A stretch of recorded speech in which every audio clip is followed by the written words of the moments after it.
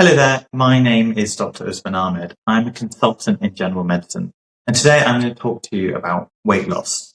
So this weight loss that we're going to discuss is when patients present to a clinic or their GP with concerns about losing excessive weight. Often patients aren't able to quantify how much weight loss they've lost. They just say their clothes feel looser, and some female patients may talk about their dress size dropping, etc. And that can be quite concerning. It's important when someone said I've lost weight to actually ask, well, how long have you lost that much weight for? Has this been over the past few weeks? Has this been over the past few months? Because that can really point to how quickly the weight is being lost. Also, very important, may sound basic, but important to ask, is this intentional or unintentional weight loss? Intentional weight loss is encouraging because actually it can help with patients' health outcomes and their general health. But unintentional weight loss can be quite concerning, and that's what needs further investigation. As per any examination or consultation with a patient, it's very important to take an incredibly thorough history. So as I mentioned, you'd want to ask them questions about the weight loss and how long it's been going on for. Often if a patient's family member, friend or partner is there, they can help to support with this information. You would want to know if there's any other associated features with the weight loss. So have they been sweating excessively? Have they been coughing? Have they noticed any change in their bowel habits? Anything else abnormal? I like to do this as a head to toe. So I basically start from the top, asking about all the organs, so starting about headaches, ear problems, etc., and to try and be as thorough as I can. You then want to examine the patient. And with an examination, what we would do again is you can either do a head to toe examination, or we can examine in systems where we look at the respiratory, the cardiovascular system, and feeling for different organs when we're doing an abdominal examination.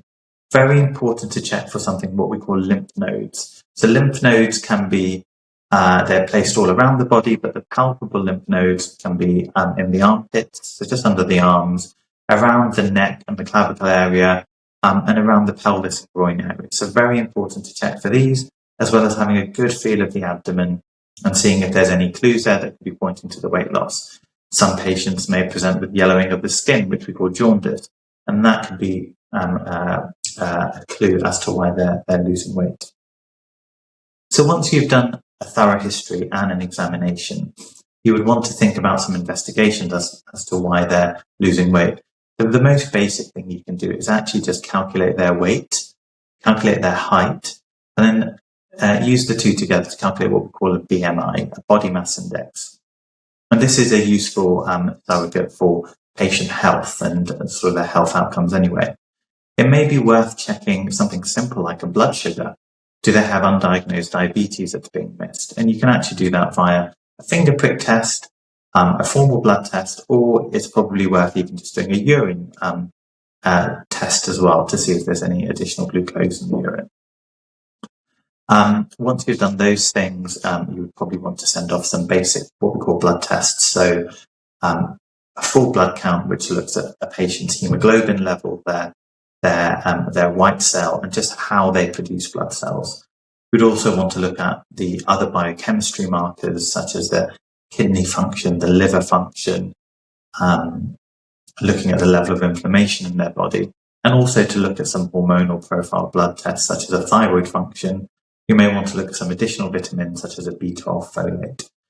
So once you've done those are sort of the basic things you would start off with doing, and then you can move on to some imaging modalities.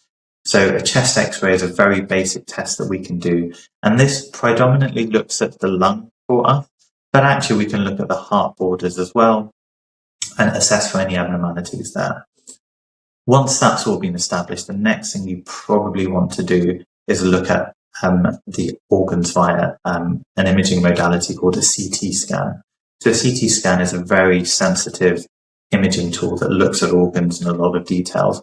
We want to make sure there's nothing quite abnormal there, nothing that doesn't make sense. Going back to the history, with weight loss, you may want to ask if they have noticed anything different with their stools. Have they passed any blood? And that may point to a cause of why they're losing weight. An additional test for this would be something called an endoscopy, which is a camera test to go down the mouth, down the esophagus and into the stomach. Or you may want to do something called a colonoscopy, which is to predominantly look at the large bowel. So to summarize, weight loss is a very concerning feature that patients may present with. It is very important to be as thorough as possible, really take our time with these patients, try and investigate what could be going on, and if required, refer to the relevant specialties that need to be involved. I hope you found that useful. Thank you.